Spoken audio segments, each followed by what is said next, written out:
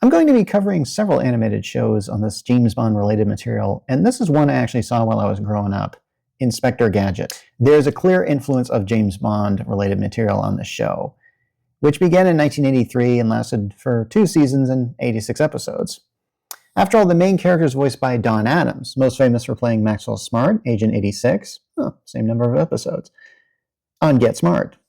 Inspector Gadget is apparently the world's greatest detective, and he wears a trench coat like Inspector Clouseau of the Pink Panther. In fact, like Maxwell Smart and Jacques Cousteau, Inspector Gadget is a bumbling detective.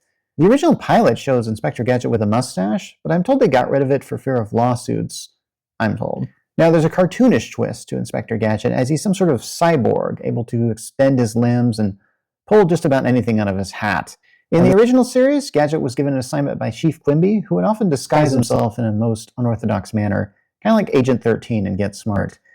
Then he'd give Gadget a message that would self-destruct, so that's kind of like Mission Impossible. But in this case, it would always explode in Chief Quimby's face.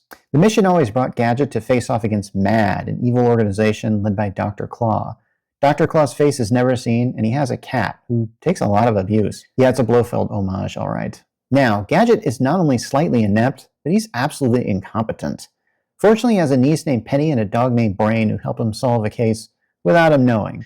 The show remained in syndication for a long time, and not much changed about it. There was an attempt in Season 2 to introduce a more inept Corporal Caveman assistant, but he's got kind of the scrappy reputation, if you know what I mean. In 1992, DiC, the same animation company that did the series, had a Christmas special called Inspector Gadget Saves Christmas. And the plot is exactly that. Then there was a spin-off in 1995 called Gadget Boy and Heather, with a younger version of Gadget and a new assistant.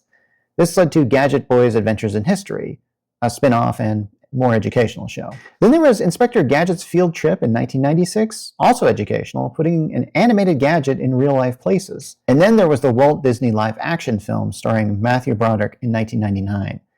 I could probably do another episode about why that movie doesn't work at all, but I'll leave it at this. Oh, and that film had a direct-to-video sequel starring French Stewart in the title role this time. Then there was Gadget and the Gadgetinis in 2002, which I've never really seen.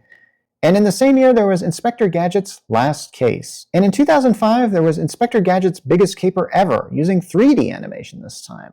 And then there was the 2015 series, which is a reboot taking place a few years after the original series, and has Penny and Brain more actively involved with Inspector Gadget's cases. Well, I had no idea how deep this Inspector Gadget rabbit hole went, and I'm surprised it isn't still around. So, did you grow up with this show? Do you remember it? Leave a comment here.